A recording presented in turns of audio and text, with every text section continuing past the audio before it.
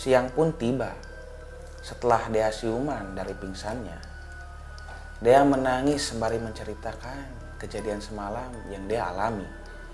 Orang tuanya pun gak percaya gitu aja. Yang ada di pikiran orang tuanya, Dea hanya mengalami sebuah mimpi. Mungkin Dea kecapean dan tidur di waktu sandekala. Begitu ucap orang tuanya. Mendengar ucapan orang tuanya itu, Dea pun marah. Nanti biar bapak sendiri yang alamin. Begitu ucap Dea.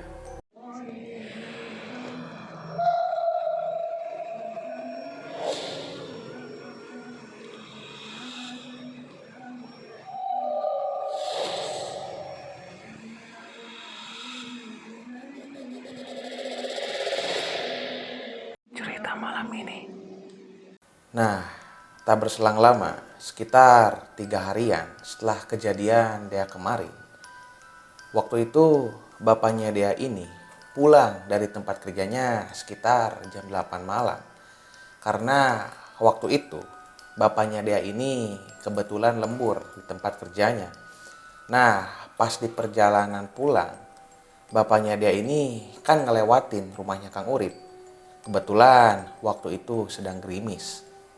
Matanya ini sedikit buram karena terkena cipratan air hujan. Sayup-sayup dia melihat seperti ada orang yang sedang memperhatikannya di seberang jalan. Perlahan motor yang dikendarai bapaknya Dea ini semakin dekat menghampirinya. Di pikirannya saat itu ya mungkin hanya sebuah perasaannya aja. Tapi entah mengapa orang itu semakin dekat menghampirinya dengan sangat cepat. Digaslah motor dari bapaknya Dea ini dengan sangat kencang. Akhirnya sampailah di rumahnya. Pas mau masuk rumah, bapaknya Dea ini sedang mengambil kunci rumah yang berada di sakunya. Pas itu kunci dimasukin ke dalam pintunya, tiba-tiba pundak dari bapaknya Dea ini ditepuk dari belakang. Spontan bapaknya Dea ini langsung noleh ke arah belakang. Tapi gak ada siapa-siapa. Ditepuk lagi pundaknya, noleh lagi ke arah belakang. Gak ada siapa-siapa juga. Nah, pas yang ketiga kalinya pundak dari bapaknya Dea ini ditepuk. Betapa kagetnya pas noleh ke arah belakang. Itu percis di depan matanya ada Kang Urip yang sedang tersenyum lebar. Setelah kejadian yang dialami oleh bapaknya Dea sendiri, akhirnya bapaknya Dea pun percaya tentang adanya sosok Kang Urip yang masih bergentayangan. Nah, singkat cerita, ada temannya Dea yang bernama Listi yang datang ke rumahnya untuk mengerjakan tugas. Maksud datang ke rumahnya, ini ke rumahnya Dea. Waktu itu sekitar jam 2 siang. Nah, pas sedang mengerjakan tugas, temannya Dea ini minta izin ke kamar mandi untuk buang air kecil. Pergilah temannya Dea ini ke kamar mandi. Setelah selesai buang air kecil, Listi melihat foto bapaknya Dea dengan seorang laki-laki yang sedang memegang ikan yang cukup besar. Nah, Listi ini belum tahu kalau laki-laki itu ternyata Kang Urip. Pas Listi berjalan menuju kamarnya Dea, Listi melihat di balik pintu ruang tamunya seperti ada seseorang yang sedang mengintip. Awalnya Listi ini menghiraukannya, tapi entah mengapa pikiran Listi ini sedikit terngiang-ngiang dengan foto laki-laki barusan. Terpintas di kepalanya Listi, ini kok mirip ya wajah yang sedang mengintip barusan dengan foto laki-laki yang sedang berfoto dengan bapaknya Dea. Ah, sudahlah, pikir Listi, sembari berjalan menuju kamarnya Dea. Sesampainya di kamar Dea, Listi ini gak cerita apapun sama Dea.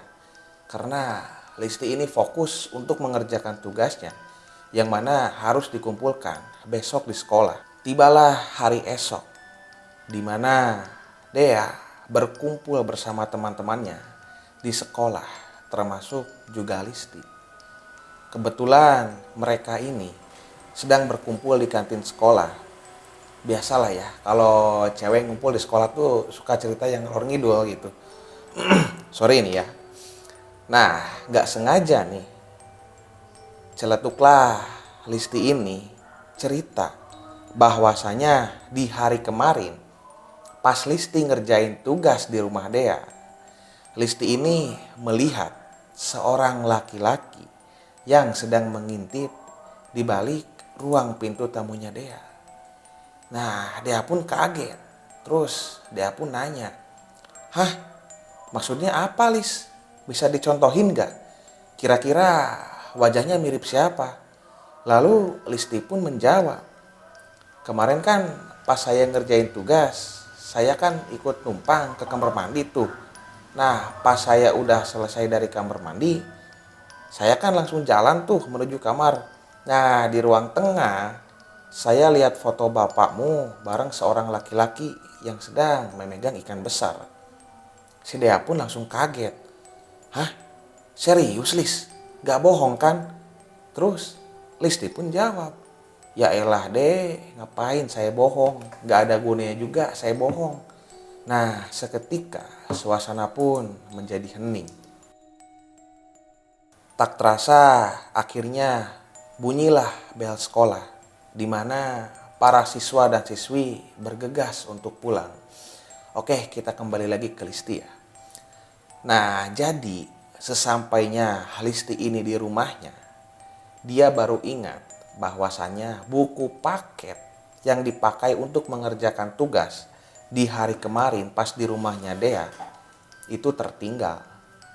Jadi sekitar jam 5 sore, Listi ini pergi ke rumahnya Dea untuk mengambil buku paketnya yang ketinggalan. Singkat cerita, sampailah Listi ini di rumahnya Dea. Sesampainya di rumah Dea, Listi ini nggak langsung ambil buku paket terus pulang gitu aja. Ya biasalah ya, ngobrol-ngobrol gitu cewek gimana sih gitu ya kan. Nah, pas jam 6 sore, Listi ini pamit pulang sama Dea. Dea tuh udah melarangnya, cewek jangan pulang pas maghrib. Tapi si Listi ini kekeh pengen pulang waktu itu juga. Ya apa boleh buat, si Dea udah ngelarang si Listi pulang pas maghrib. Baru juga berjalan beberapa langkah kaki dari kamarnya Dea, Listi ini melihat lagi sosok laki-laki itu atau Kang Urip ya. Tapi kali ini berbeda. Listi melihat sosok laki-laki itu berada di depan rumahnya Dea. Jadi kan sebelum pintu keluar rumah pasti ada jendela tuh. Nah, kebetulan jendela rumahnya Dea ini kan gede. Jadi kelihatan tuh. Jadi Listi ini orangnya sedikit cuek, sedikit bodoh amat lah gitu. Tapi entah mengapa sosok laki-laki itu terus berdiri di depan rumahnya Dea dan juga dengan tatapannya yang kosong. Akhirnya si Listi pun memberanikan diri untuk mendekati sosok laki-laki itu. Karena kan motornya si Listi ini ada di depan rumahnya Dea.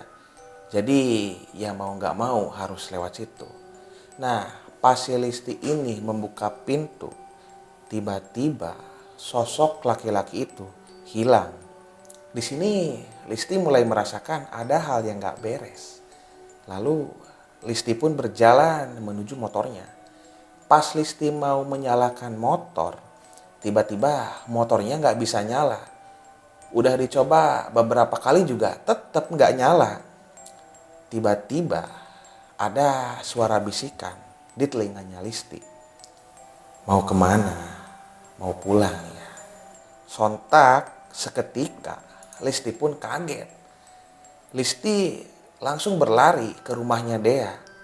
Pas Listi mau membukakan pintu, Listi ingat kunci motornya itu masih menempel di motornya. Niat hati ingin mengambil kunci motor, tiba-tiba sosok laki-laki itu sudah berada di depan motornya Listi. Dan juga dengan kain kafan yang menempel di tubuhnya. Listi pun langsung lari ke dalam rumahnya Dea sembari menangis ketakutan. Listi lalu menceritakan kejadian barusan kepada Dea. Seketika Dea pun kesal dengan Listi. Udah dibilangin jangan pulang sekarang, nanti aja ba'da sholat maghrib. Kemudian Dea pun menceritakan semuanya, bahwasanya apa yang Listi lihat di hari kemarin dan juga barusan ialah sosok Kang Urip, yang mana Kang Urip ini baru saja meninggal dan belum nyampe 40 hari. Sampai di mana pembantu dari Kang Urip pun mengalaminya. Sebut saja namanya Ijah. Jadi waktu itu sekitar pukul 7 pagi, pembantu dari Kang Urip ini baru saja pulang dari pasar untuk membeli kebutuhan yang ada di rumah. Ya, semisal minyak, sayur, daging, kacang-kacangan, buah, dan juga sebagainya. Karena ya memang hampir setiap hari Bi Ijah ini selalu pergi ke pasar untuk membeli kebutuhan yang ada di rumah. Biasanya Bi Ijah berangkat sekitar jam setengah 6 pagi. Nah, sesampainya Bi Ijah ini di rumah, seperti biasa, Bi Ijah ini selalu membersihkan rumah dan juga membersihkan dapur. Waktu Bi Ijah memasukkan hasil belanjaannya tadi di pasar ke dalam kulkas, terdengar seperti ada orang yang memanggilnya untuk dibuatkan secangkir kopi hitam. Tolong buatkan saya secangkir kopi hitam dan taruh di atas meja. Tanpa pikir panjang, Bi Ijah pun langsung membuatkan secangkir kopi hitam. Padahal di sini Bi Ijah nggak tahu ya siapa yang meminta kopi hitam itu. Lalu berjalanlah Bi Ijah ini dari dapur menuju ruang tamu, sembari membawa secangkir kopi hitam. Tak terasa 1 jam pun berlalu. Bi Ijah baru saja menyelesaikan pekerjaan rumahnya, hingga datanglah istri dari almarhum Kang Urip ini di rumah itu. Pas dia masuk dan melewati ruang tamu, istri dari almarhum Kang Urip ini merasa ada hal yang aneh, karena ada secangkir kopi hitam di meja ruang tamu. Lalu istri dari almarhum Kang Urip ini memanggil Bi Ijah. Bi Ijah, sini deh. Lalu Bi Ijah pun berjalan menuju suara dari majikannya itu. Ya, ada apa Bu? Lalu istri dari almarhum Kang Urip menjawab, ini kok ada kopi hitam di sini? Emang barusan ada tamu ya? Terus Bi Ijah pun menjawab, nggak ada kok Bu. Tapi barusan ada seseorang yang manggil Ijah untuk dibuatin secangkir kopi hitam. Lalu majikannya menyuruh Bi Ijah untuk pergi ke dapur membawa sendok dan suruh mencicipi kopi hitam itu. Coba Bibi cicip deh kopinya. Lalu Bi Ijah pun mencicipi kopi itu dengan sendok yang ia pegang. Kok kopinya pahit banget Bu? Terus ada sedikit rasa kecut gitu. Padahal tadi Ijah bikin kopi pakai gula kok Bu. Dan takarannya pun sama seperti apa yang Bapak mau. Oh iya, Bapak yang dimaksud ini ialah Kang Urip. Nah, seketika Bi Ijah pun kaget sekaligus ingat. Karena suara yang tadi meminta untuk dibuatkan secangkir kopi hitam itu berasal dari lantai atas rumahnya. Jadi rumahnya Kang Urip ini itu ada 2 lantai.